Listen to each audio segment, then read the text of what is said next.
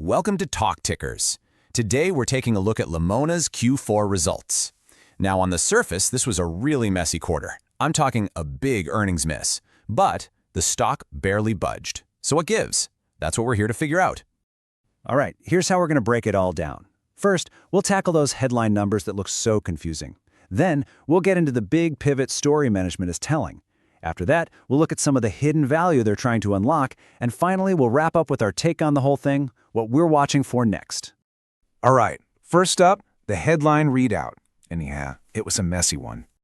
So right out of the gate, we see a GAAP EPS of negative 49 cents. Now, the street was looking for negative 12 cents, so that's a miss of 37 cents. And that's a big miss. But here's the kicker, and you really have to understand this part.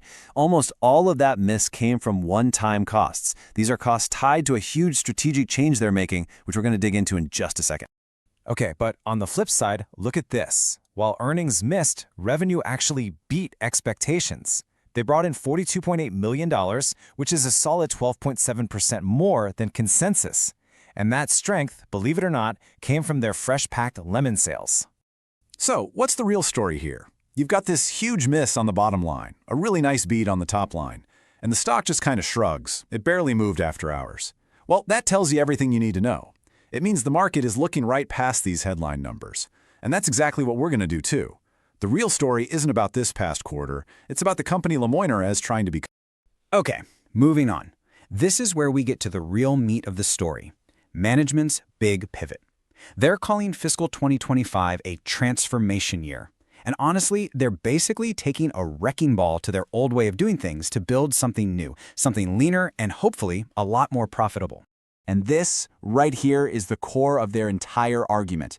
Management is essentially saying, look, we know we spent about $7 million on these strategic changes, and that hurt our earnings this quarter. But, and this is the important part, that investment is going to give us about $10 million in savings every single year starting in fiscal 2026.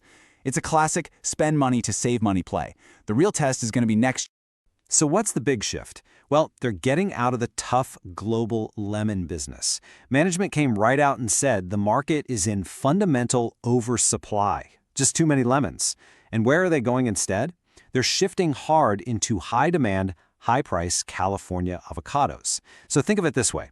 They're moving from a generic, commoditized product to a premium, high-value one. Okay, so how are they actually doing this? The whole pivot really comes down to three big moves. First, they're getting back together with Sunkist. By rejoining that cooperative, they can slash their sales and marketing costs and get better pricing. Second, they're taking a knife to their overhead. We're talking SG&A costs, aiming for around $10 million in savings. And third, they're going all in on avocados. They've got 700 new acres coming online, which is going to pretty much double their production in the next few years. Big moves. All right, so that's the pivot in their main business, but that's only half the story. Management also spent a ton of time on the call talking about other ways they're going to unlock value. And this is the really interesting part.